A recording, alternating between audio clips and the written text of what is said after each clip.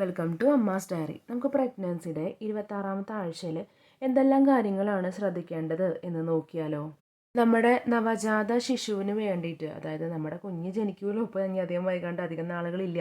അപ്പോൾ അതുകൊണ്ട് കുഞ്ഞിന് വേണ്ടിയിട്ടുള്ള തയ്യാറെടുപ്പുകളൊക്കെ ഇപ്പോഴേ തുടങ്ങാം. തയ്യാറെടുപ്പ് എന്ന് ഉദ്ദേശിക്കുമ്പോൾ നിങ്ങൾ ഡ്രസ്സ് വാങ്ങിക്കണം, സാധനങ്ങൾ വാങ്ങിക്കണം എന്നല്ല ഞാൻ ഉദ്ദേശിച്ചത്. അത് ഇപ്പോഴേ വാങ്ങേണ്ട ആവശ്യമില്ല, നമുക്കത് കുറച്ച് നാൾ കഴിഞ്ഞിട്ട് വാങ്ങിക്കാം. പക്ഷേ കുഞ്ഞ് ജനിച്ചു കഴിഞ്ഞാൽ നമ്മൾ നമ്മുടെ വീട്ടിലേക്കാണ് കൂട്ടിക്കൊണ്ട് വരിക. അപ്പോൾ അതുകൊണ്ട് കുഞ്ഞിന് ഏറ്റവും സുരക്ഷിതമായിട്ടൊരു സ്ഥലം, അതുപോലെ എന്തെങ്കിലും കാര്യങ്ങളൊക്കെ ഉണ്ടെന്നുണ്ടെങ്കിൽ ക്ലീൻ ആക്കി വെക്കുക.